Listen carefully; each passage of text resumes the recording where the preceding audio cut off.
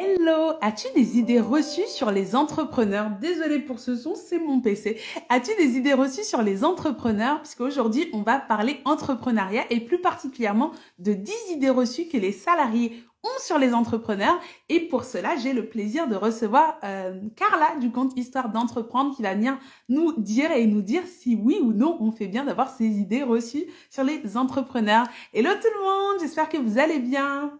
Je vais juste mettre mon PC parce que du coup il sonne, il fait du bruit. Voilà. J'espère que vous allez bien. Salut Christelle. Merci à toi d'être là. Merci à ceux qui ont privilégié de venir nous voir plutôt que Top Chef. J'espère que vous allez bien. Que vous passez une belle semaine puisqu'on est déjà à la moitié. Je vais attendre que Carla nous rejoigne. Hello Angela, ça va? On parle entrepreneuriat. Est-ce qu'il y en a parmi vous qui ont envie ou qui ont des projets ou qui au contraire sont très très bien dans le salariat et qui n'ont pas envie de faire de l'entrepreneuriat? N'hésitez pas à me dire. N'hésitez pas à me dire. Là, je lis le message de Christelle qui dit vous êtes des top chefs. Ouais, on est des top chefs, mais pas forcément en cuisine, mais quoique on va demander à Carla, peut-être qu'elle est une super bonne cuisinière aussi. Le temps que ça se connecte, je viens d'avoir sa demande. Hello Carla, Hello, ça va? comment tu vas? Ça va et toi? Attends, je suis un peu haute. Oui, ça Ouais, va. pareil, il faut toujours réajuster un petit peu. Yes. Alors, est-ce que c'est bon? On te voit parfaitement, on t'entend super bien. Ok, super, bah nickel. Bon, et ben ouais, il y a des courageux à 21 h le soir, c'est bien. C'est ça, exactement. Ces petits moments de détente, de toute façon, ça va être un sujet chill. Oui, c'est vrai. Donc, c'est sympa. Bon, alors, je me présente juste pour peut-être les personnes qui ne me connaissent pas. Moi, je suis Awa du compte Check Ta Paye où je donne des conseils aux salariés pour mieux gérer leur carrière et surtout aussi pour aussi ne pas se faire avoir. Voilà. Et aujourd'hui, j'ai le plaisir d'accueillir Carla. Carla qui est coach business et formatrice. Et du coup, je te laisse te présenter, Carla, et nous en dire un petit peu plus sur toi. Ok, ça marche, bah merci. Alors effectivement, je suis consultante et formatrice, parce que coach business, je trouve qu'il y en a tellement, tu sais, qui sont Ah, coach business pardon. aujourd'hui que c'est Ça c'est pas devient le terme. péjoratif, je crois. Bah, c'est pas un terme que j'utilise parce que du coup, ça pourrait être confondu avec des coachs qui s'occupent de la partie communication des business, Instagram, etc. Moi, Ah, pas du tout. En fait, moi, je m'occupe vraiment de créer la feuille de route du créateur d'entreprise avec des trucs très concrets comme le choix du statut juridique, faire le prévisionnel financier, définir donc ses objectifs, son prix de vente, voilà, ses canaux de communication, on va en parler bien sûr, mais voilà. Donc, on pose les bases d'un business solide, réfléchi. On fait des phases tests également et puis après on prend des enseignements de tout ça pour pouvoir faire évoluer les choses. Donc c'est de la consultation individuelle et puis voilà un accompagnement dans toutes ces phases jusqu'au premier client avec 3 mois aussi de suivi après derrière ou plus si affinité, mais en tout cas au moins les 3 premiers mois pour tout ce qui est mise en place de la comptabilité, etc.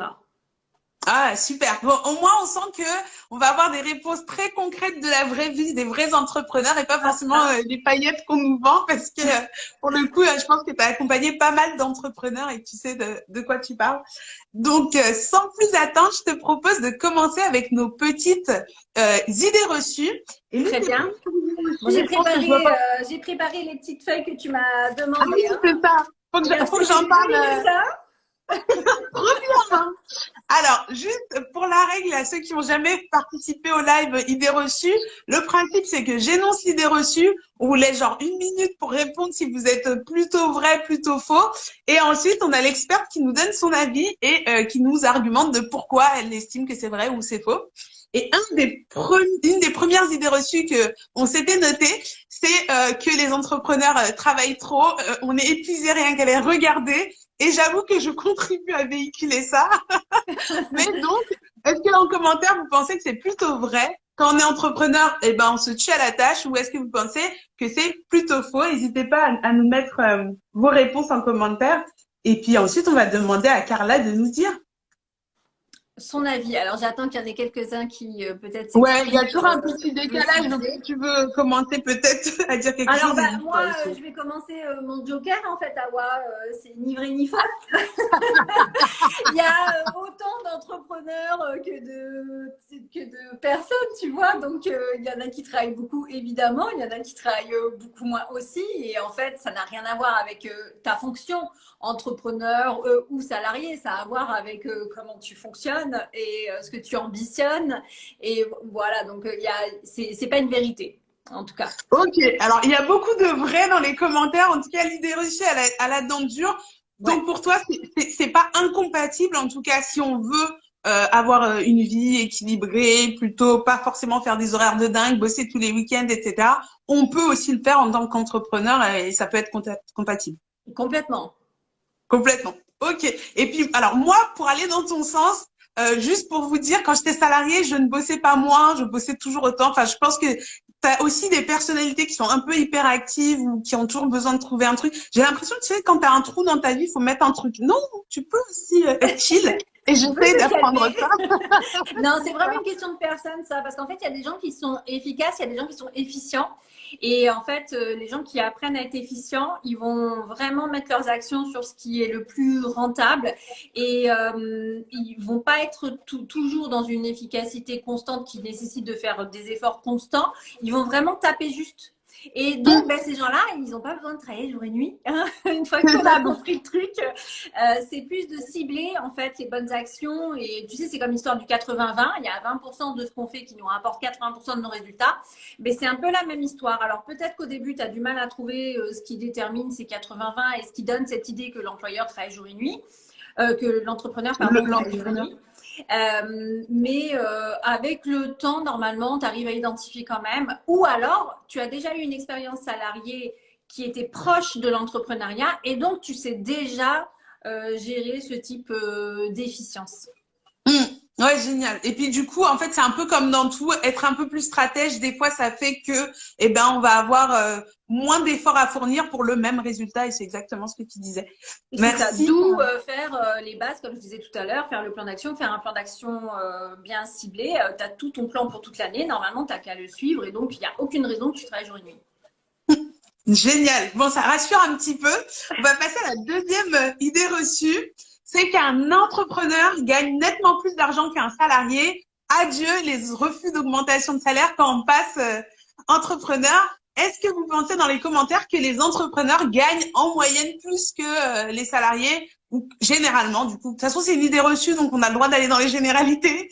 Dites-moi en commentaire ce que vous en pensez, si c'est plutôt vrai, plutôt faux. Et Carla, je te laisse le dire. Christelle qui dit non, c'est faux.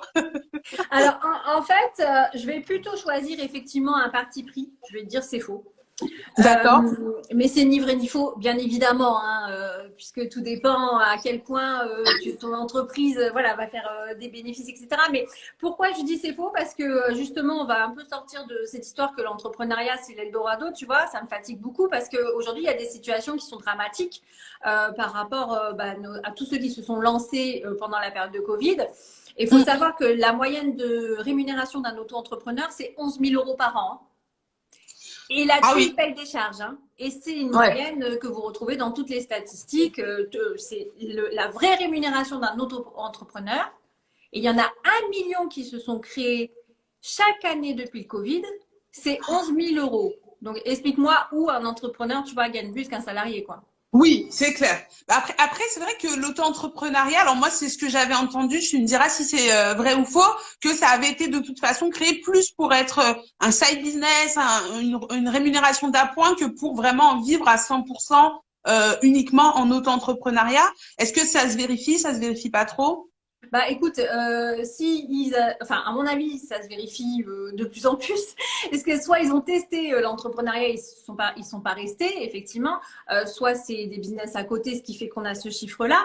Mais il y a quand même des gens qui sont à 100% dans l'entrepreneuriat et qui sont en auto-entreprise et qui gagnent effectivement ça. Après, il y a aussi Ouais. une deuxième chose qui me fait dire que ça gagne pas forcément plus qu'un salarié, pas forcément, hein, qu'on soit bien d'accord. Oui, bien Parce sûr, qu'il on y est a d'accord. 90% des entreprises qui se créent qui ferment la porte dans les 5 premières années. Ok, ouais. Voilà. Donc, si c'était si magique que ça, et s'il suffisait de dire qu'un entrepreneur, ça gagne beaucoup plus qu'un salarié, on n'aurait pas un tel taux d'échec finalement et un tel taux de fermeture d'entreprise à moins de 5 ans. Donc, non, c'est pas forcément vrai. Maintenant, évidemment, et encore heureux, il y a un tas de possibilités effectivement de pouvoir au moins gagner autant qu'on était quand on était salarié. Et si ce n'est plus, puisque après, il y a un tas de modèles qui effectivement s'envolent. Et tant mieux, heureusement. Oui, c'est ça. Et puis je pense que ce qu'on peut dire, c'est que de toute façon, les très hauts salaires, comme les très belles entreprises, ça reste des minorités dans le salariat comme dans l'entrepreneuriat. Enfin, je veux dire, les PDG de Total, c'est des salariés, ils sont très bien payés. Je pense qu'ils sont payés beaucoup plus que la plupart des salariés lambda. Et les Elon Musk, ça court pas toutes les rues non plus, quoi, malgré qu'ils soient peut-être entrepreneurs, quoi. Oui, c'est Super. sûr, c'est sûr. Donc, l'idée reçue numéro 3, c'est qu'un entrepreneur, c'est un couteau suisse qui doit savoir un peu tout faire. Est-ce que c'est vrai ou c'est faux? Alors ça, c'est vrai à 300%. Ça, c'est plus que vrai. D'autant s'il est solopreneur, donc là, c'est encore pire que tout. Mais oui, ça, c'est vrai. En fait, malheureusement, tu peux pas te cantonner à ta zone de génie. Il faut absolument aller explorer le reste des facettes de l'entrepreneuriat, même si ça te dit rien. Tu vois, tout à l'heure, on parlait de comptabilité, choix du statut juridique et tout. C'est des trucs qui peuvent paraître chiants quand tu es un créatif ou quand tu veux faire vivre une idée ou que tu es un bon commercial, etc. Mais en fait, tu es obligé d'y mettre un peu le nez, sans quoi tu sais pas où on t'emmène, si on te balade, si tu payes des frais pour rien, si tu... Enfin, voilà. Et puis la gestion d'entreprise, bien sûr, quoi qu'il arrive, que tu aimes ça ou pas, il faut absolument t'y mettre. C'est impossible de garder un business périn sans te mettre à la gestion. C'est impossible. Ouais. Donc, par exemple, justement, certains profils qui sont très experts, très pointus dans un domaine et qui n'ont pas envie de se prendre avec certains sujets, soit ils s'associent. D'ailleurs, toi, par exemple, tu es associé avec Clément sur d'autres pour se complémenter. Soit, par exemple, vaut mieux rester dans un poste salarié parce que là, on pourra avoir vraiment son domaine et son aire d'expertise et pas forcément toucher à d'autres sujets. Il y a une troisième solution qui est de te faire accompagner, mais tu vas payer l'accompagnement longtemps. Si tu t'y mets pas oui, tu me un petit peu quand même, tu vas te faire accompagner pendant vraiment très longtemps. Hein, parce que en fait, l'expert comptable va jamais faire les choses non plus. Par exemple, pour toi, ça suffit pas. Il va vraiment falloir te faire accompagner pour que toi-même tu comprennes la gestion de ton entreprise. Et au bout d'un moment, peut-être que tu seras autonome. Mais sinon, oui, il vaut mieux rester salarié si tu n'as pas envie de toucher à tous ces domaines.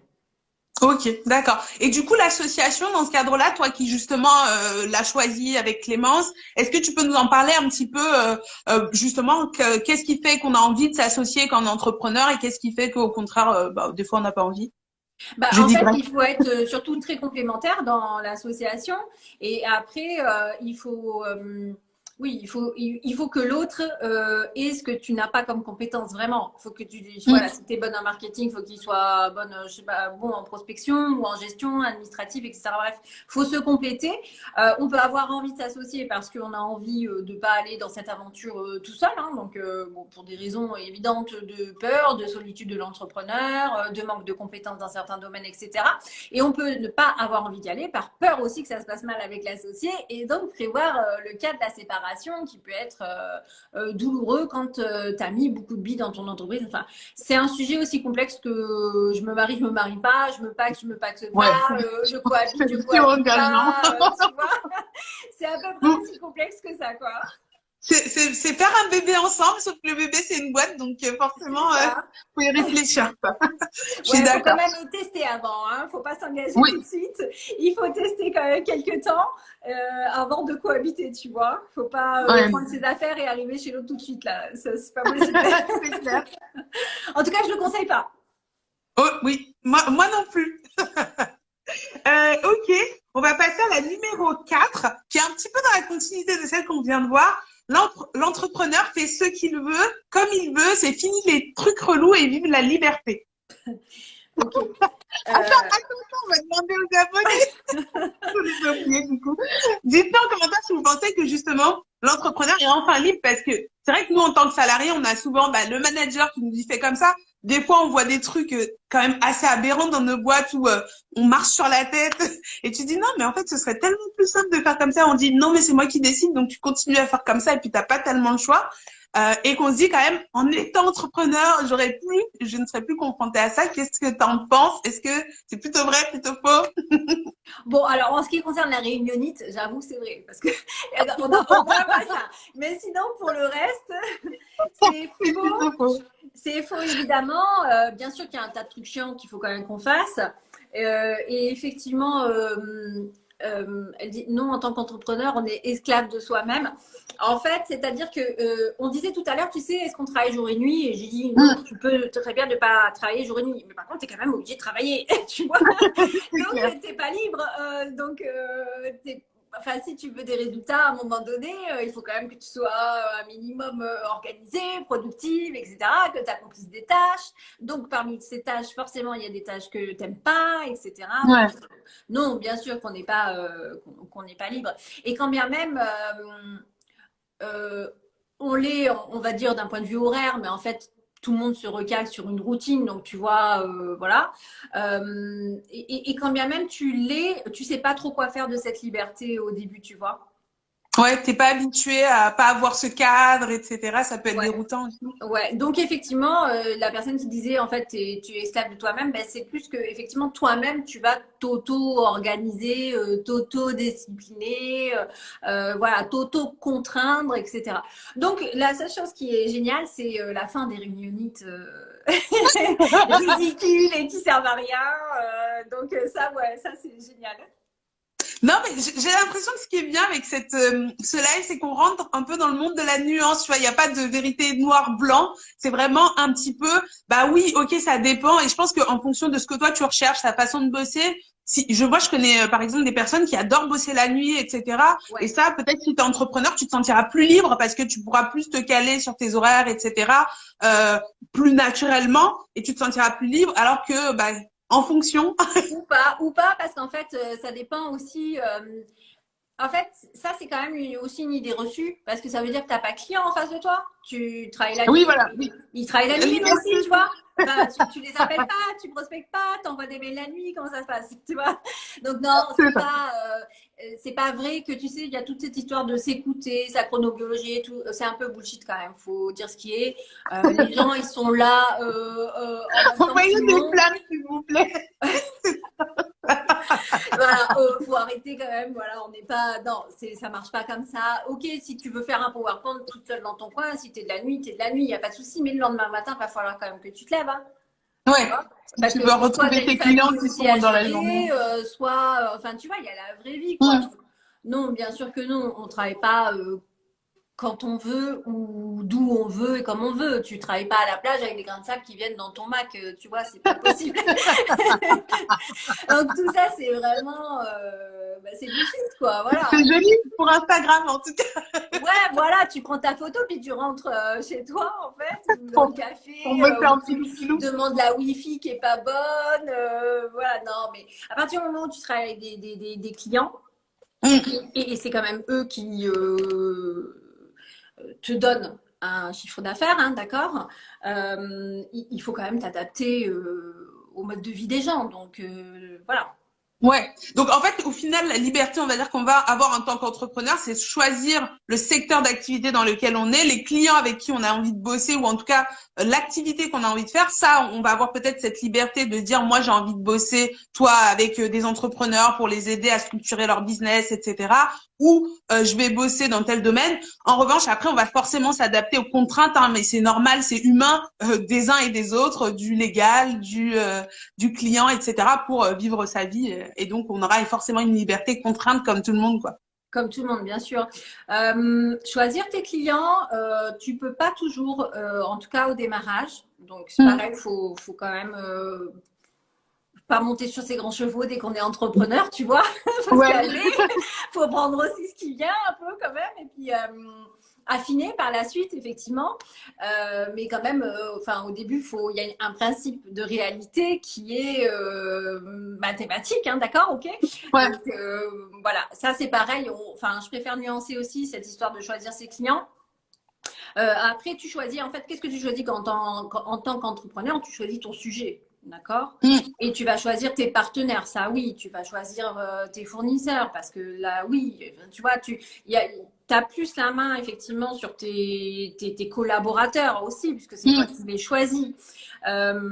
Et tu as choisi le sujet. Mais pour le reste, honnêtement, il n'y a pas de différence, tu vois.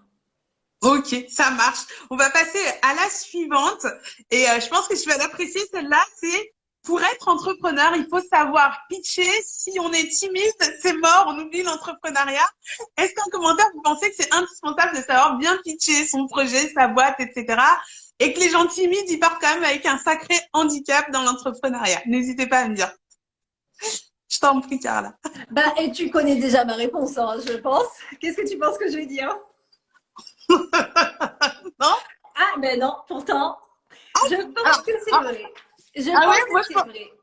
Alors, je pense que c'est important de savoir pitcher. Je me dis juste que les gens timides, on peut pitcher en étant timide quand même, tu vois. Alors, c'est ce que. Mais, Alors, oui, tu peux pitcher, mais donc, tu es quand même obligé de sortir de ta zone de timidité, ta zone de. Tu vois, en fait, tu es obligé euh, oui, d'aller au-delà de ce côté timide. Alors, tu le fais comme tu oui, veux, je tu vois te ce que tu veux dire. prépares, tu te crois au théâtre, Ouais, tu fais comme tu veux, mais effectivement, tu peux pas ne pas parler de ton projet. En fait, l'idée, c'est ça. C'est qu'un oui, projet ne se fait pas tout seul dans son coin. Moi, vraiment qu'on soit un geek et que on fasse un e-commerce avec que du marketing de boutique, tu vois, sans jamais qu'on voit ta tête. Mais aujourd'hui, c'est quand même pas le modèle le plus répandu. Il y a quand même une histoire de branding. Il y a quand même, voilà. Donc, non, quelqu'un qui est timide ou alors il faut qu'il soit en back office et qu'il ait un associé qui soit plus commercial et qui puisse le représenter. Mais sinon, je le conseille plutôt de combattre ça et d'appliquer des exercices, des méthodes. Tu vois, il y a tout un tas de trucs qui font que tu peux sortir quand même de ce schéma-là, quoi. Tu bien sais que les sûr. plus grands acteurs sont tous des gros Les plus timides, hein, grands ils te le timides. diront Ouais, c'est tous. ça. Voilà, donc il y a bien une façon, tu sais, un peu scénarisée, un peu théâtrale de te mettre en scène. Et puis aussi, il faut savoir qu'on ne parle pas de soi, on parle de son entreprise. Donc, voilà, on ne te demande pas. Donc, il faut prendre un peu de recul, une distance. Il y a Christelle qui dit il y a peut-être possibilité de moduler. J'ai rencontré une personne plutôt réservée qui justement qui a déformaté un minimum et en mail et intervenu ensuite. Et c'était en fait, je pense, l'exemple que tu donnais avec par exemple des personnes qui vont être sur du e-commerce, en tout cas des plateformes où ils sont un peu en distanciel. Il y a quelques sujets ou quelques métiers, comme tu dis, qu'on peut choisir qui font que tu es un peu plus en retrait, qui peuvent te laisser peut-être plus le temps avant de justement gagner en confiance et à intervenir. C'est tout à fait ce que tu disais. En tout cas, je conseille vraiment de travailler ça. Parce que enfin, il y a un tas de techniques, un tas de méthodes. Il y a aussi des personnes qui accompagnent sur la prise de parole en public, sur la respiration avec de la sophrologie, etc. Et je pense que c'est quand même plus intéressant d'aller travailler ça que de se dire que on se met en retrait pendant un temps, voilà, histoire de gagner la confiance, etc. Parce qu'on est entrepreneur, tu vois, et ces Mm. histoires de confiance ou pas, il faut peut-être pendant un temps mettre de côté certaines phases de sa personnalité et passer vraiment à l'action, tu vois. Ouais, je comprends. Et en fait, je pense que derrière ton message, c'est vraiment de dire que faut pas, en tout cas, le prendre comme une fatalité, de dire de toute façon, moi, je suis timide, c'est foutu, je saurais jamais pitcher.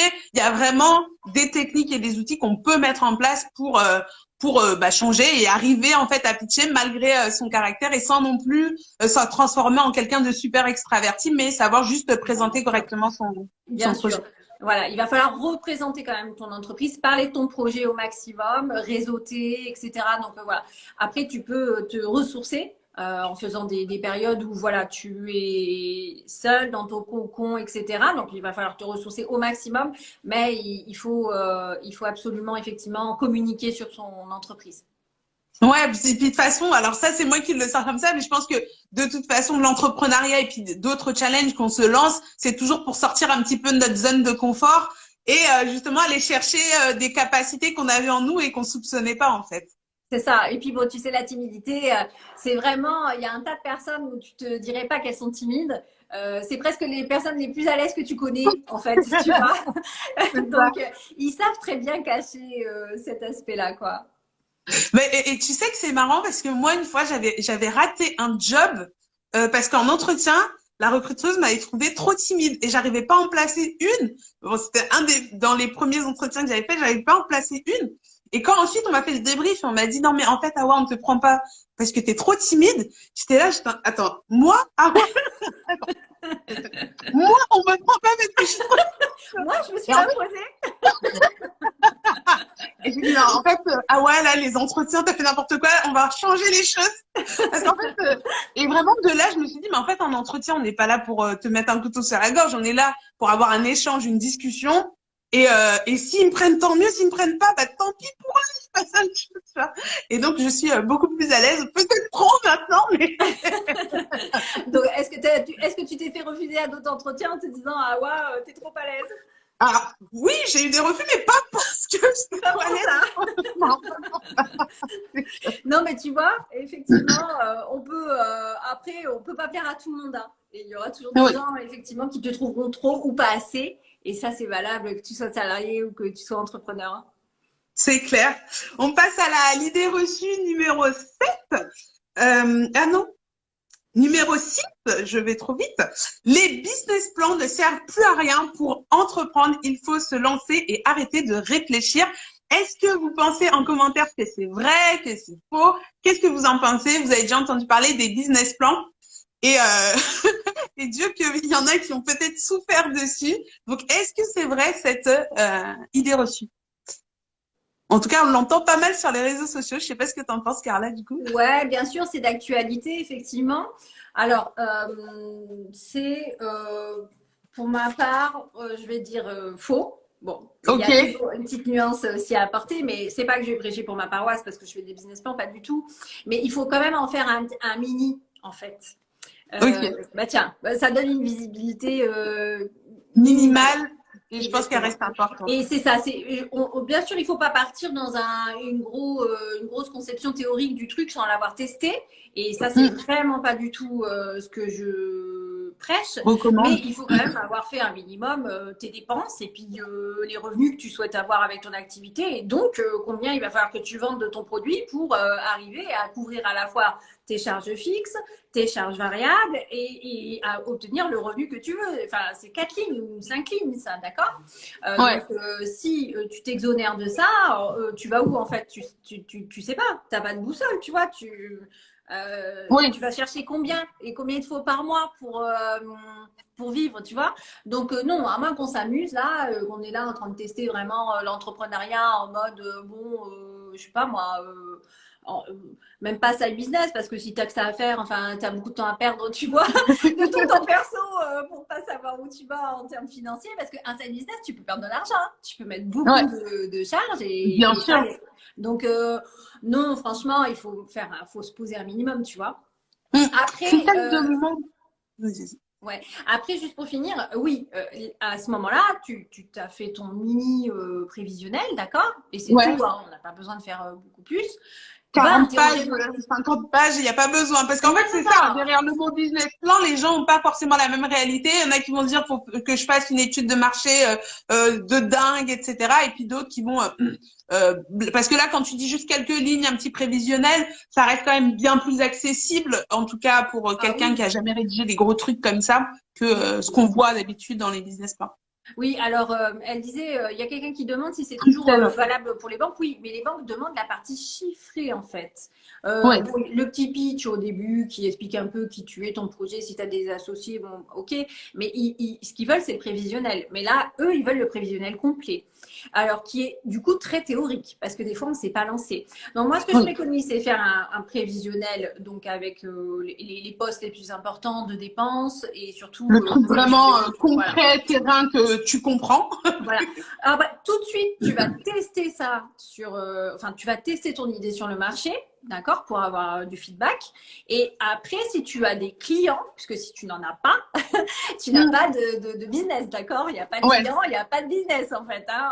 Donc, tu revois ta copie, tu revois ton idée, voilà, jusqu'à temps que tu aies tes premiers clients. Voilà. Ouais, c'est ça. C'est les clients qui valident le business, c'est pas toi qui valide que tu es c'est le marché. Et il a toujours raison, tu ne pourras pas aller à l'encontre. C'est pas que les gens t'ont pas compris, c'est que il faut revoir ta copie. Donc, une fois que par contre, tu as tes premiers clients, d'accord, là, tu peux effectivement aller un peu plus profondément dans le prévisionnel, etc., avec quelques données et faire une petite étude de marché, puisque du coup, tu peux lancer un questionnaire avec cette première expérience, tu vois, pour voir ce que tu peux améliorer, etc., etc. Mais tu le sais très bien, puisque c'est exactement les étapes que tu as suivies, toi. Non, mais Donc, je pense qu'il y a plein de choses super intéressantes que tu viens de dire.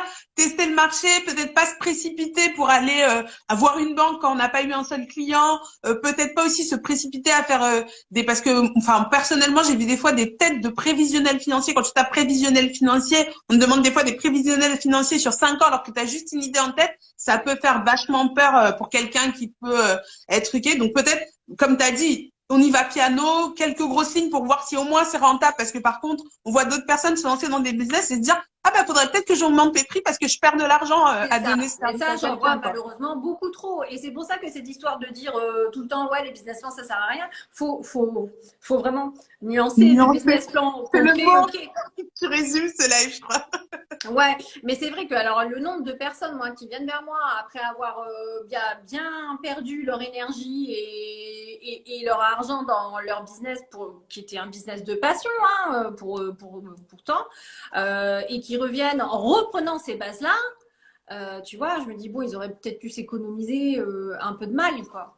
Donc, non, faut faire un minimum et pas du tout d'études de marché ou de trucs comme ça quantifiés avant d'avoir testé, mais au moins le prévisionnel en termes de charges, de frais fixes, de coûts fixes, de combien je dois vendre de produits pour au moins compenser ces charges. Et ensuite, la deuxième étape, c'est combien je dois vendre de produits bah, pour me tirer du revenu supplémentaire, tu vois. Oui, c'est clair. Et puis, je pense qu'en premier objectif, comme tu disais tout à l'heure, l'objectif quand on se lance aussi dans l'entrepreneuriat, c'est d'en vivre. Hein, c'est pas de gagner 11 000 euros à l'année si c'est la moyenne, comme tu disais, des auto-entrepreneurs. Donc, peut-être même se mettre, en tout cas, un objectif de dire, bah, je veux au moins gagner l'équivalent de mon salaire. Et donc, le salaire brut plus les charges patronales, hein, C'est si on ça. doit si on doit avoir un comparatif et pas votre salaire net, hein, parce que c'est pas du tout l'équivalent, parce que comme tu disais tout à l'heure, il y a des charges dessus. C'est ça. Donc oui, il faut faire ce petit truc-là, mais ça, c'est vraiment pas long et pas compliqué. Après, tu vas tester ton marché. Dès que tu as les premiers clients, etc., tu tires des enseignements. Et là, oui, OK, tu peux vraiment faire un business plan plus complet pour aller présenter un dossier de financement, de demande de subvention, d'investisseurs, etc., enfin, tout ce que tu veux. Mais même pour un local, hein, même pour louer un local professionnel, on va te demander Ouais. un prévisionnel. Hein. Donc, si par cas, vous êtes dans la situation quand même où il faut le présenter alors même que vous n'avez pas passé ces phases-là, parce que vous avez vraiment absolument besoin d'un financement pour démarrer, d'accord? Ouais. Ça ne devrait pas être la majorité, mais admettons que ça arrive. Dans ces cas-là, bah, faites-vous aider par un professionnel pour faire le business plan, parce que honnêtement, sinon, c'est un exercice totalement improbable et impossible. Ouais, c'est ça. Enfin, tu te dis, mais je les sors d'où les chiffres? Enfin, Bah c'est oui. vraiment très, très compliqué comme exercice, je trouve. On passe à la question numéro 7 ou l'idée reçue numéro 7. Un vrai entrepreneur, c'est celui qui ne vend pas son temps contre de l'argent. Et ça, sur les réseaux sociaux, on l'entend tellement. Dites-nous en commentaire si vous pensez que c'est vrai, si c'est faux. En tout cas, c'est ce qu'on nous dit sur nous les salariés, qu'on vend notre... Enfin, il faut que j'arrête de dire ça, je suis plus salarié. Mais sur les salariés, sur les salariés qui vendent leur temps contre de l'argent et donc que l'entrepreneur, lui, arrête de vendre son temps contre de l'argent. Qu'est-ce que tu en penses, Carla? Est-ce que c'est plutôt vrai? Est-ce que c'est plutôt faux? Bah, Half past, no! Bah, évidemment que à terme, quand tu as mis tous tes systèmes en place, tu te dégages du temps. Ok, mais avant d'arriver à ce terme-là, il faut quand même donner de ta personne. Donc bon, si tu mets pas un peu, tu vois, de temps et que tu donnes pas effectivement, et puis ce temps-là dont je parle, en réalité, il dure assez longtemps. Hein. Bien Euh, sûr. voilà, il ne s'agit pas de 2 mois, 3 mois, hop, je mets un tunnel de vente en route et puis on a fini avec ça, tu vois, je vais faire un tour à la plage. C'est pas tout à fait la Oh, réalité. On voit pas du tout de quoi je parle. Mais non, c'est bien sûr qu'il faut mettre son temps. Enfin, et que ce soit le jour, la nuit, comme on a dit tout à l'heure, par rapport à ton organisation, le matin tôt, le soir tard, ou quand tu veux, mais il faut que tu sois là. Non, je suis totalement d'accord avec toi. Et en plus, après, je pense que de toute façon, il y a des personnes qui peuvent être salariés ou entrepreneurs et qui ont en parallèle des stratégies d'investissement, des choses qui font que petit à petit, effectivement, ils arrivent à avoir une certaine forme de liberté financière qui fait que potentiellement, bah, ils travaillent, certes, mais ils ont suffisamment généré de revenus. Et il y a des business models, des systèmes de métiers, en fait, qui fonctionnent, en fait, avec le temps passé Bah, parce bien qu'en sûr. fait, quand tu es Et consultant, quand tu as etc., ton tout le monde ne expertise, travaille etc. pas sur le net. Quand tu as une boutique, quand tu as une Bah boulangerie, tu es oui. un entrepreneur. Hein. Mmh, Enfin, tu es là tous les jours, quoi, tu vois. c'est Et clair. encore plus qu'un salarié. Donc, en fait, tu sais, je sais pas moi, mais 99% des entreprises sont des vraies entreprises physiques. Donc, Oui. les patrons, ils sont là. Hein. Enfin, moi, que je sache, quand j'étais dans mon entreprise, tous les jours, mes chefs, ils étaient là aussi. Hein. Voilà. Donc, je sais pas d'où ça sort, ça. Mais en fait, tout le monde n'a pas vocation à travailler non plus de manière digitalisée et sans bureau ou boutique ou voilà, choses physiques, Mmh, avec donc une clientèle que tu dois rencontrer aux horaires où elle est là, comme je disais tout à l'heure. bien Et sûr. donc, bah, tu es parfois autant contraint qu'un salarié d'être là de 8h à 19h, tu vois. Enfin, Bah, ça c'est clair. n'a pas de Et sens. moi, j'ai même envie de te dire que, tu vois, quand j'ai lancé mes prestations là en octobre, bah, comme moi, je travaille avec des salariés et que les salariés, bah, la journée, ils bossent, bah, je devais bosser, je devais me caler sur leur disponibilité. C'était entre midi et 2, c'était entre 18h et 21h. Et C'est même si, par ça. exemple, je m'étais dit, moi, je veux faire 9h, 17h, bah, j'aurais pas pu, ou sinon, si, j'aurais pu, mais j'aurais pas eu de clients, quoi. Donc, C'est ça, c'est c'est exactement en fait, ça. tu Il mets faut là être où en sont tes face de clients. sa clientèle. Donc, si ta clientèle, elle est là en journée, bah, tu es là en journée comme tout le monde, en fait, tu vois. Mmh. Après, voilà, enfin, vraiment, regardez bien autour de vous, les entrepreneurs. Enfin, moi, ça fait des années que je les accompagne. Ils étaient tous à respecter, si tu veux, quasiment le même fonctionnement qu'un salarié en termes d'horaire. Hein. Mmh. Et ils avaient des très très beaux business, ils gagnaient beaucoup d'argent pour la plupart. Ça les a pas exonérés de passer du temps. Mais en même temps, j'ai envie de dire, je pense que toute la société est conçue pour que, en fait, à ces moments-là, rien n'est ouvert, tu vas avoir des soucis. En fait, enfin, moi, j'ai eu mon mari qui bossait un peu, tu sais, en horaire décalé parce qu'il Ouais. était à l'époque dans l'hôtellerie, donc il travaillait de nuit, il travaillait les week-ends. Et en fait, c'est super chiant parce que, bah, tout le monde, bah, va faire les mariages le week-end, va faire les choses. Et en fait, quand tu es un peu trop décalé, bah, en vrai, t'es sur le rythme de personne, en fait. Oui, c'est ça. Et puis tout le monde n'est pas, encore une fois, à travailler dans un fuseau horaire hyper décalé, à parcourir la planète, etc. Tu vois, et donc pouvoir avoir cette liberté de temps parce que tout est digitalisé, etc. Et si c'est le but d'une personne qui ouvre aujourd'hui une entreprise, il n'y a pas de souci, mais ça va peut-être pas être non plus tout de suite, tout de suite. Il faut mettre quand même un tas de choses en place Oui, c'est ça. au début pour pouvoir ensuite fonctionner de cette façon. C'est ça. Ou sauf s'il décide de prendre ses clients aux États-Unis et de Oui, travailler avec eux. voilà, Voilà, tu vois, très bien. ou, ou sans aller jusqu'aux États-Unis, il peut les prendre en outre-mer. Là, il bossera tout de suite en décalé le soir. C'est ça, exactement. Ok. Et la question, enfin, l'idée reçue numéro 8, c'est que le side business, ce serait pas du vrai entrepreneuriat et que, en fait, quand on fait un petit peu vendre des choses à côté, c'est pas, ou une activité ou une prestation de service, c'est pas du vrai entrepreneuriat. Qu'est-ce que tu en penses? Bah, je pense que j'ai un peu répondu tout à l'heure, c'est faux. Ouais. Alors déjà, je sais pas qui est là pour nous dire qui est un vrai entrepreneur et qui est un faux entrepreneur. En fait, c'est qui de là-haut dit toi t'es bon, toi t'es mauvais, toi tu rentres chez toi, toi t'as rien compris. Ah, attends, il y a Christelle qui demande c'est quoi un side business? Un side business, c'est quand tu gardes ton travail de salarié, par exemple à temps plein ou à temps partiel, et qu'à côté, tu vas avoir une entreprise, mais à temps partiel. Et du coup, c'est un business à côté C'est de ça. ton travail. En fait, l'idée de l'entrepreneuriat, tu sais, c'est une idée de création. Entreprendre, c'est faire des actions et représenter quelque chose que tu as créé, d'accord? Donc, à partir de là, quelle est la différence entre quelqu'un qui crée full-time et quelqu'un qui crée quand il rentre le soir en rentrant du travail? Il n'y en a aucune. Donc voilà, je sais pas qui distribue les points comme ça, des entrepreneurs, qui l'est pas. Si tu fais pas ci, tu l'es pas. Si tu fais pas ça, tu l'es. Tu vois. Ouais. Mais en fait, c'est beaucoup plus simple que ça. Tu es créateur tu as fait des choses pour faire vivre ton idée. Et ben, peu importe si tu l'as fait la nuit, hein, tu es peut-être même plus entrepreneur quand tu as une double activité. Si on va dans le sens du courage, tu vois, et de ce que ça demande comme énergie, comme action, etc. C'est que tu as vraiment ça, comme je disais, sinon pourquoi tu t'embêtes en fait, tu vois. C'est que tu as vraiment envie de la faire vivre ton idée, tu vois.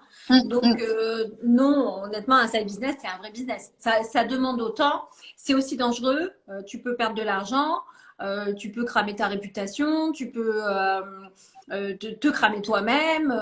Voilà. Donc, non, c'est un vrai business à prendre avec autant de sérieux qu'un business full-time. Ouais, je pense que d'ailleurs, ta dernière phrase est super intéressante, c'est à prendre avec autant de sérieux. Et c'est peut-être aussi pour ça que certaines personnes, justement, peuvent sortir ce genre de phrase. C'est que parfois, justement, les gens, quand c'est pour un side business, ils font pas trop leurs calculs, ils font pas trop attention. Et donc, ils vont peut-être des fois venir déstabiliser ou casser des marchés en proposant des prix trop bas ou des choses comme ça. Parce que de toute façon, ils ont la sécurité d'un boulot à temps plein. Et donc, on va considérer que c'est pas des vrais entrepreneurs, c'est des gens qui ont un hobby et qui jouent à l'entrepreneur. Mais à part que le problème, c'est comme tu disais, qu'il y a de profils de tout en fait. Hein. Oui, et puis bon, je veux dire, au bout d'un moment, t'inquiète pas qu'ils vont arrêter, ils vont arrêter, hein, parce qu'il y a quand même, voilà, normalement, à un moment donné, ils se rendent compte que quand même, ils perdent de l'argent. Donc, non seulement le hobby n'est pas un passe-temps, tu vois, dans lequel tu te reposes et tout, mais en plus, tu perds de l'argent. Donc, non, on va faire un spa, tu vois, si c'est ça. Ouais, c'est mieux. Prends ton argent et va vraiment le dépenser dans quelque chose de ludique, tu vois, mais non, ça dure pas si c'est comme ça dure pas. Parce que même si c'est des petits sous, si tu vends à perte, au bout d'un moment, comme je te dis, tu vas te cramer. Si c'est pas en argent, c'est en énergie. C'est clair.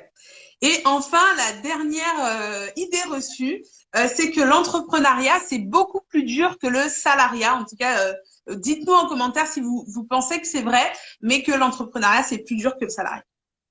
Qu'en penses-tu? J'aurais bien aimé avoir l'avis de quelqu'un avant que je me prononce. Que l'entrepreneuriat, c'est plus dur que le salariat. Après, c'est philosophique. Alors, je vais te donner mes petits papiers parce que je les ai faits, mais évidemment, c'est ni oui ni non. Enfin, moi, j'étais donc commerciale, hein, d'accord? J'étais payée à la com. Et donc, je faisais mon salaire en fonction de ce que je vendais, tu vois. Et mon salaire de base, il équivalait même pas à un SMIC, d'accord. Ouais, donc tu avais déjà ce côté, tu bosses pas, t'as pas d'argent. Ben non, enfin, tu bosses pas. Voilà. Donc, en fait, si tu veux, je travaille pas plus aujourd'hui et c'est pas plus dur. C'est différent, c'est tout, mais c'est pas plus dur.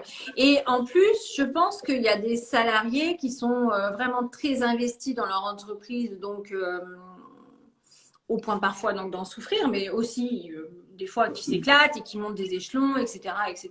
Mais ils donnent énormément, énormément, énormément, énormément, voilà. Et comme tu peux avoir des entrepreneurs qui sont pas plus investis que ça, qui font le minimum qu'ils ont déterminé, etc. Donc c'est pas, on peut pas dire que un cas est plus dur qu'un autre. Vraiment pas. La seule différence finalement, parmi toutes ces vérités que tu as dit, puisque je crois que tu as dit les 10 là, c'est ça? Ouais, c'était la 10e. Ouais. La seule vraie différence, c'est cette histoire d'être couteau suisse. Pour moi, c'est la seule vraie différence. C'est qu'effectivement, quand tu es salarié, tu vas être très expert dans ta mission. D'accord. Tu peux un petit peu apprendre les missions transverses pour progresser dans l'entreprise, mais quand tu es entrepreneur, il faut vraiment faire un gros 360 sur des trucs dont tu n'as jamais entendu parler de ta vie, tu vois. Donc, je dirais que vraiment, vraiment, vraiment, la seule différence,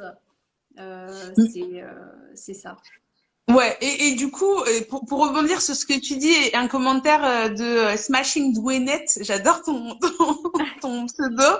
Un salarié peut être planqué, un entrepreneur moins, Et c'est vrai parce que du coup, un entrepreneur qui se planque, je pense que sa boîte, elle fait faillite très vite. Hein. Voilà. Du coup, est-ce que c'est vraiment un entrepreneur ou est-ce qu'il retourne vite au salariat et que ça deviendra un futur salarié planqué, tu vois? Ou sinon, ça veut dire qu'il a suffisamment bossé pour avoir des salariés sur lesquels, parce qu'on connaît aussi les boîtes dans certaines PME où le patron, il vient de 10h à 15h et après on ne revoit plus.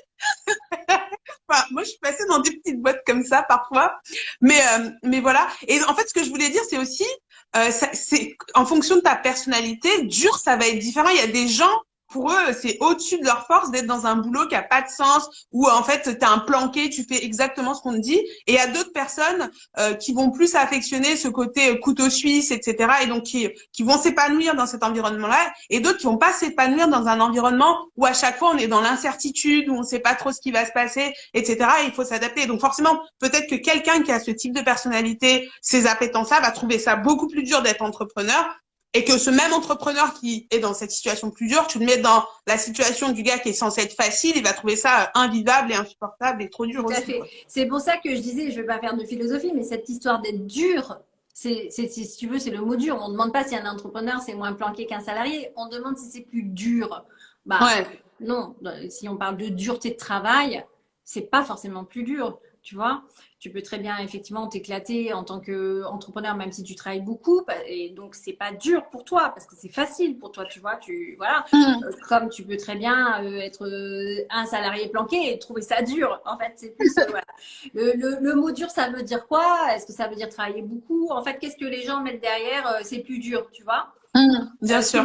C'est moins sécurisé, peut-être. C'est peut-être ça la Je différence. pense qu'il y a de ça, effectivement. Voilà. Si c'est de dire qu'un entrepreneur, c'est moins sécurisé qu'un salarié, oui, dans ces cas-là, la réponse est oui, bien sûr. D'accord. Oui, en tout cas, il y a clairement de ça. Je pense qu'il y a une sécurité que le CDI ou des choses comme ça peuvent te conférer que tu peux pas avoir. Après, je sais que tu avais justement fait des posts justement sur le fait de bien choisir son statut, le fait aussi de prendre certaines assurances qui font que bah, l'entrepreneur peut aussi être très bien sécurisé. Et les cas malheureux qu'on voit, c'est peut-être aussi des personnes qui n'ont pas fait les bons choix à des moments justement où on constitue la société. Bah oui et non, ça, parce que c'est vrai pour la protection sociale, mais c'est pas vrai pour le chômage. Quoi qu'il arrive, tu ne cotises pas au chômage en tant qu'entrepreneur. Bien sûr. Donc si c'est cet aspect-là, par exemple, tu mets plusieurs mois à tester, puis ça vient jamais, et du coup, tu n'as plus de ressources, etc. Mais il faut vite que tu bifurques vers le salariat, parce que tu vas pas avoir de chômage, tu vois. Il y a Bien sûr. il y a cette différence-là qui fait que cette sécurité-là, par contre, tu ne la retrouveras pas. Ouais. Après, aujourd'hui, tu as quand même pas mal de dispositifs qui te font aller du salariat vers l'entrepreneuriat et qui font que il y a beaucoup d'entrepreneurs qui commencent en étant au chômage et on va dire si la boîte ne prend pas, ils peuvent retourner au chômage Tout à ou fait. Oui, c'est pour ça qu'on a cette période de test, hein, d'accord, qu'on peut, où on peut effectivement voir si ça va prendre ou si ça va pas prendre. Mais là, par contre, tu passes cette période-là qui dure que 2 ans et qui va quand même très vite. Tu n'as plus de filet de sécurité, voilà. Donc, puisque tu cotises pas au chômage et que donc, voilà, là, Oui, bien ça sûr. devient plus compliqué. Elle avait deux questions, donc Christelle. Oui, elle te demande qu'est-ce qui t'a poussé à franchir le pas de l'entrepreneuriat. Elle dit que tu en as parlé un peu, mais voilà. Et puis la seconde qui sera juste après, si tu veux bien, c'est qu'est-ce qui peut aider à se prémunir contre le burn-out de l'entrepreneur. Et c'est une réalité pour en avoir vécu 3 en tant que salarié, ça me donne aussi à me poser question pour me lancer. D'accord. Alors, je ne sais pas si c'est à moi qu'elle s'adresse, parce qu'elle dit vous, elle demande aussi peut-être pour toi, qu'est-ce qui t'a poussé à franchir le pas? Ok. Bah vas-y en premier, puis après moi je me lancerai aussi. Ok, bah, moi effectivement, comme j'ai dit tout à l'heure, je fonctionnais quasiment comme un entrepreneur, sauf que par contre, je me tapais effectivement les réunions Les inconvénients. bien chiantes dont on a parlé. T'avais les inconvénients des deux côtés. C'est ça, exactement. J'avais exactement les inconvénients des deux côtés. Donc finalement, tout compte fait, je me suis dit, quitte à me stresser comme ça la vie, autant que ce soit pour une maîtrise de la façon de travailler. Voilà. À part ça, mon entreprise est devenue très mauvaise en termes de satisfaction client et c'est devenu compliqué pour moi de la représenter commercialement. Voilà. Ouais. Voilà. Donc les vraies raisons, c'est ça. Mais ça me faisait pas peur de passer à l'entrepreneuriat par rapport à mes habitudes et à ma rémunération. Tu veux dire toi pourquoi? Qu'est-ce qui t'a poussé à franchir le pas? Ouais, bien sûr. Bah, écoute, moi, à la base, en plus, j'ai fait un live avec toi. On en a parlé un petit peu il y a pas très longtemps. Moi, à la base, j'étais pas du tout prédestinée à devenir entrepreneur pour le coup. Enfin, je sais qu'il y en a qui avaient la vocation depuis longtemps. Et en fait, j'ai eu un licenciement économique dans ma boîte. Et du coup, toujours pas prévu d'être entrepreneur. À ce moment-là, j'ai repris une formation et j'avais lancé Check Ta Paye depuis pas très très longtemps. Et en fait, pendant tout le temps où j'étais en formation, les 1 an qu'on durait ma formation, bah, Check Ta Paye a grossi. Et j'avais tous les jours des gens qui me demandaient, qui me parlaient de leurs problèmes, etc. Et donc, au moment où ma formation a pris fin, j'avais le choix de soit reprendre un boulot salarié, parce que du coup, pareil, je sortais en fait de l'ancienne entreprise, soit me lancer dans l'aventure entrepreneuriale avec Check Ta Paye. Et donc moi, c'était vraiment le sujet de pouvoir aider les salariés tout en montant une boîte et un projet de ce style-là qui m'a donné envie du coup d'y aller, sachant qu'il n'existe pas de boîte comme ça encore, enfin à l'heure actuelle, dans laquelle je pourrais être salariée, tu vois. Ouais, ok. Tu as créé ce que tu avais envie de trouver comme service. Exactement. Et donc, sa deuxième question, c'est se prémunir du burn-out de l'entrepreneur. Ouais. Elle en a vécu 3 en tant que salariée et donc elle se pose la question pour se lancer. Alors, se prémunir d'un burn-out, c'est toujours une question effectivement d'organisation, de productivité, comme j'ai dit tout à l'heure, de faire des actions efficientes, d'apprendre à les faire, en tout cas, bien plus que d'être efficace. Puisqu'il y a des salariés très efficaces, mais du coup, ça demande beaucoup d'énergie, d'accord? Et c'est mettre en place, en fait, des actions qui peuvent nous protéger, d'accord? Par contre, il n'y a jamais 100% de résultats garantis, bien sûr. Parce qu'en fait, le burn-out, c'est l'implication que tu as. Donc, tu vois, c'est au-delà même, tu peux très bien faire un burn-out sans avoir des tâches à accomplir jour et nuit. C'est pas une question de quantité de travail, c'est une question de comment tu es impliqué et du coup, comment tu prends les choses à cœur vis-à-vis de cette implication. Que tu sois salarié ou que d'ailleurs, on l'a constaté dans les entreprises, c'est vraiment les salariés les plus impliqués qui font les burn-out. C'est ceux qui veulent le plus bien faire. Qui souvent craquent, d'accord? C'est ça. Donc non, il n'y a pas on ne peut pas s'en prémunir totalement. Par contre, on peut mettre en place, pareil que la timidité tout à l'heure, en fait, un tas d'actions, un tas de pare-feu, un tas de choses qui vont essayer de nous préserver au maximum.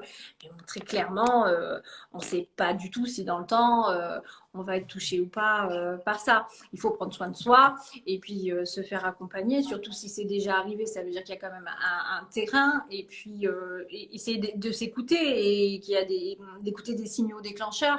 Voilà.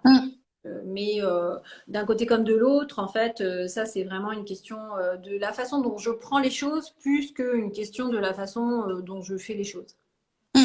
Et puis ouais, et puis je pense qu'il y a même pas vraiment de burn-out du salarié et burn-out de l'entrepreneur. Je pense que burn-out, c'est le burn-out, ça reste la même pathologie en tout cas en termes de maladie. Et c'est vraiment peut-être à repartir sur les raisons à chaque fois et les mécanismes qui font que tu rentres dans ces burn-out, en tout cas tu subis ces burn-out. Il y en a qui trouvent que c'est plus facile dans le monde du salariat d'être moins en burn-out parce que justement on peut prendre une certaine distance avec un business qui n'est pas le sien et que c'est plus difficile dans le monde de l'entrepreneuriat. Mais des fois c'est plus difficile pour les autres en fait parce que quand ils sont dans la boîte de quelqu'un, ils ont l'impression de subir avec plus de violence ce qui s'y passe à l'intérieur que quand ils travaillent pour eux. Donc c'est vraiment très personnel la façon de vivre ça. Oui, c'est ça, parce qu'effectivement, tu as des frustrations quand tu es salarié. Moi, je parlais tout à l'heure de la satisfaction client qu'il n'y avait plus dans ma boîte. Ben, effectivement, ça fait partie, si tu veux, d'une très grosse souffrance, remise en question, etc. Mais ça a généré des angoisses, etc. Ça a été quand même assez lourd pour moi. Aujourd'hui, ce problème-là, je ne vais pas l'avoir, parce que sinon, enfin, c'est avec moi-même qu'on va se concerter. C'est ça. On va se parler, tu peux agir tout de suite dessus, quoi, en fait. Et donc, j'ai plus cette pression de devoir faire des choses, mais que mon entreprise, elle, ne suive pas par rapport au client qui est en face, tu vois. Et du coup, effectivement, je pense que peut-être qu'en tant qu'entrepreneur, on a moins de chances de faire un burn-out qu'en tant que salarié si c'est des questions de frustration. Voilà.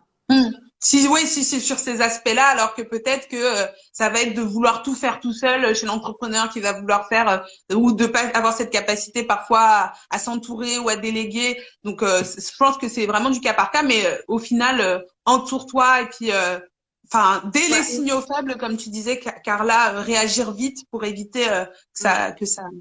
Mais bon, une bonne organisation, et puis c'est quand même la clé, l'organisation. Hein, faut pas se mentir, il y a beaucoup d'autodiscipline hein, dans l'entrepreneuriat. Ça faisait pas partie de tes vrais ou faux, mais ça c'est vrai.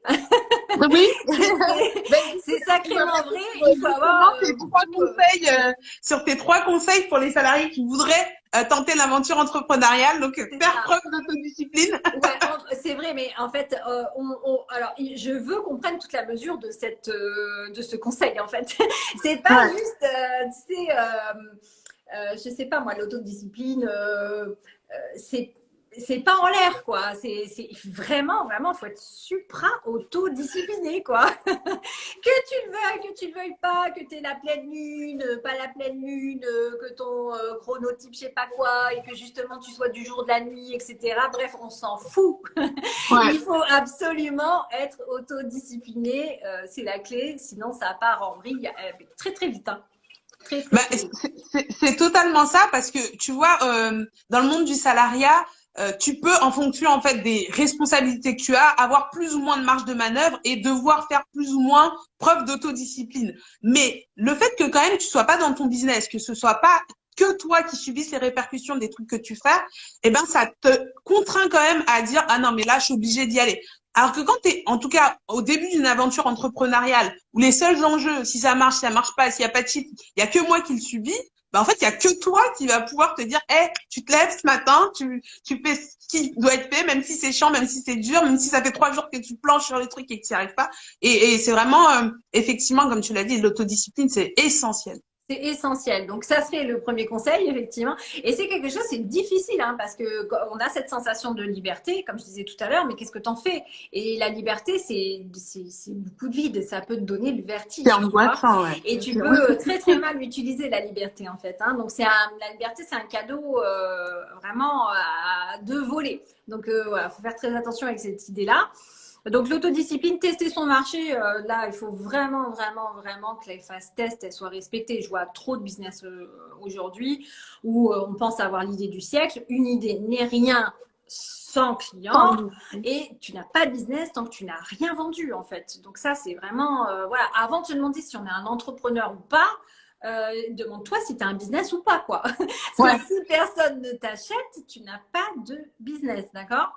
Donc, il faut toujours trouver un moyen de créer un prototype, une mini-formation, voilà, enfin, quelque chose qui soit vraiment le proto de ce que tu veux faire. Si c'est de l'industriel, il y a des moyens aujourd'hui avec des imprimantes 3D de créer des prototypes. Donc, c'est pas vrai qu'on peut pas, tu vois, tester son idée. Aller dans certains domaines. Voilà. Dans tous les cas, j'ai pas encore rencontré un cas où vraiment c'était pas possible de tester l'idée avant d'engager des frais ou je sais pas quoi et de la sortir grandeur nature. Tu vois, dans tous les cas, il y a une possibilité de tester.